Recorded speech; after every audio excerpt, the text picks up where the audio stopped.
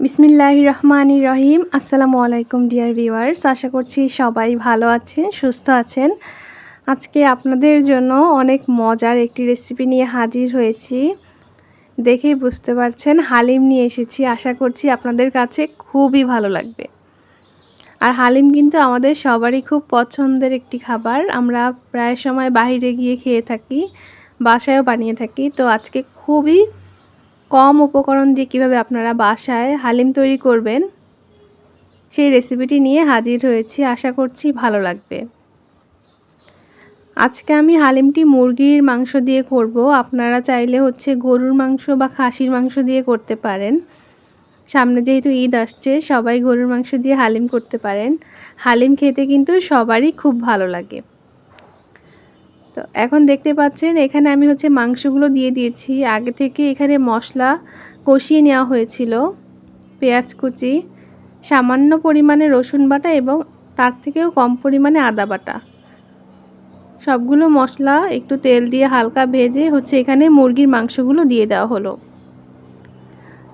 আপনাদের হালিমের পরিমাণ অনুযায়ী আপনারা এখানে দিয়ে দিবেন মুরগি। আর পাশে ভাত রান্না করা হচ্ছে। তো এখন আমি মাংসগুলো সুন্দর করে রান্না করে নিব। এখানে মুরগির পিসগুলো একটু বড় বড় করে রাখা হয়েছে। আপনারা চাইলে আরও ছোট করতে পারেন। আর যারা মুরগি দিয়ে খেতে ভালোবাসেন তারা কিন্তু আজকের এই রেসিপিটি ভালোভাবে ফলো করবেন।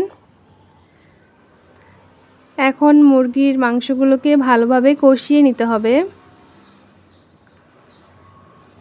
আপনাদের কার কার হালিম খেতে ভালো লাগে অবশ্যই কিন্তু কমেন্টের মাধ্যমে জানিয়ে দিবেন। এই যে মুরগির মাংসগুলো কিন্তু কষানো হয়ে গেছে। এখানে বিভিন্ন মশলাগুলো কিন্তু বাটা দেওয়া হয়েছিল। এখন আরেকবার একটু মশলা দিয়ে দেওয়া হলো, আদা এবং রসুন বাটা। কারণ এই মাংসটা কিন্তু আমরা চাল ডালের যে মিশ্রণটা হবে সেটার ভিতর দিব। এই জন্য একটু বেশি পরিমাণেই মশলাটা দিতে হবে। মাংসের মশলা যতটুকু দিবেন তার থেকে আরেকটু বাড়িয়ে ডাবল করে দিতে হবে। কারণ যেহেতু এটা একটা চাল ডালের মিশ্রণের সাথে যাবে, তখন কিন্তু একটু মশলাটা বেশি লাগে। এখন আমি বাকি উপকরণগুলো নিয়ে নিচ্ছি। এখানে আমি চাল এবং ডাল নিয়ে নিচ্ছি। আপনাদের হাতের কাছে যে ধরনের ডাল থাকবে আপনারা কিন্তু সেই ডালগুলোই ব্যবহার করতে পারবেন। এখানে পোলাওর চাউল নেওয়া হয়েছে। আপনারা পোলাওর চাউল নেবেন এবং তার অর্ধেক পরিমাণে বিভিন্ন ধরনের ডালগুলো নিয়ে নেবেন। ডালের মধ্যে এখানে আমি দিয়েছি মসুর ডাল, মুগ ডাল, এছাড়াও আরও একটি ডাল নিব। আরও বিভিন্ন ধরনের ডাল রয়েছে। আপনারা চাইলে আপনাদের হাতের কাছে যে ধরনের ডাল থাকবে সেগুলোই কিন্তু নিতে পারেন। আর এইটি কিন্তু খেতে খুবই মজা হয়। এখন দেখতে পাচ্ছেন যেখানে এই মশলাটি গরুর মাংসের মশলা কিন্তু আজকে দিব। কারণ গরুর মাংসের মশলা দিলে অনেক সুন্দর একটা ঘ্রাণ আসে এবং খেতে কিন্তু খুবই ভালো লাগে। এখানে মাসকলাইয়ের ডাল দিয়ে দিলাম। মাসকলাইয়ের ডাল কিন্তু অবশ্যই ব্যবহার করবেন, তাহলে হালিমের ভিতরে একটা আঠালো ভাব আসে, তাহলে খুবই খেতে মজা হয়। এখন এই সবগুলো জিনিস ভালোভাবে ধুয়ে নিতে হবে। 3 থেকে 4 বার ভালোভাবে ধোয়ার পরে আপনারা এরকম পানি দিয়ে 3-4 ঘন্টা ভিজিয়ে রাখবেন। যেহেতু এখানে চাল এবং ডাল রয়েছে, আপনাদের কিন্তু ভিজিয়ে রাখতে হবে। তারপর এখানে দেখতে পাচ্ছেন আমার মাংসগুলো কিন্তু রান্না করা প্রায় শেষের দিকে। এখন আমি এখানে আরেকটু মশলা ব্যবহার করব। এই যে মুরগির মাংসের যে মশলাটা কিনতে পাওয়া যায় রাঁধুনির, এটা দিয়ে দিচ্ছি। এখানে মশলা বেশি হলে সমস্যা নেই, কারণ এটা যেহেতু পরে আমি ওই চাল ডালের যেই খিচুড়ির মতন হবে ওটার ভিতরে দিয়ে দিব। এখন দেখতে পাচ্ছেন এগুলা ভালোভাবে একটু নেড়ে দিচ্ছি। মাংস রান্নাটা প্রায় শেষের দিকে। আমার ভিডিওটি কে কোথা থেকে দেখছেন অবশ্যই জানিয়ে দিবেন কমেন্টের মাধ্যমে। ভিডিওগুলো ভালো লাগলে অবশ্যই লাইক করবেন এবং কমেন্ট করবেন। এখন আমি রান্নায় চলে যাব। ওগুলো ভিজানো হয়ে গিয়েছে, অবশ্যই কিন্তু ভিজিয়ে রাখতে হবে। আর চাল আর ডালে কিন্তু পুষ্টিগুণ অনেক বেশি, আর এগুলো যখন একত্রে রান্না করা হয় এর পুষ্টিমান কিন্তু বেড়ে যায়। এখন আমি এর ভিতরে দিয়ে দিচ্ছি সামান্য পরিমাণে হলুদের গুঁড়ো।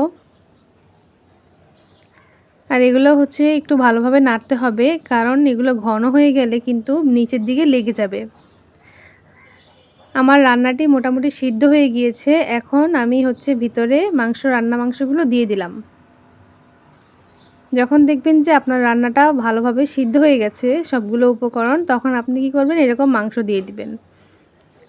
এখন গরুর মাংসের মশলা দিয়ে দিলাম। দেখতেই পাচ্ছেন কতটা লোভনীয় হয়েছে। আর পরিমাণ মতো কিন্তু লবণ দিতে হবে। এরকম একটা থিকনেস আসবে।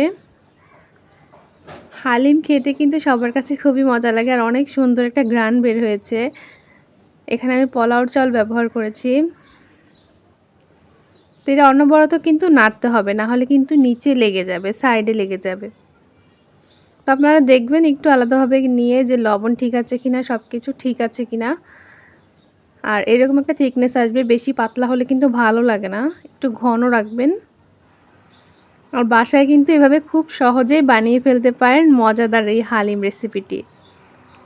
এটি আপনাদের কাছে কেমন লাগলো অবশ্যই জানাবেন। আমি একটি বাটিতে ঢেলে নিয়েছি আর উপর দিয়ে দিয়েছি হচ্ছে পেঁয়াজের বেরেস্তা। আপনারা উপর দিয়ে হচ্ছে লেবু দিয়ে দিবেন, কাঁচামরিচ কুচি দিতে পারেন, আদা কুচি দিতে পারেন। এই তো হালিম রেসিপিটি কেমন লাগলো অবশ্যই জানাবেন সবাই কমেন্টের মাধ্যমে।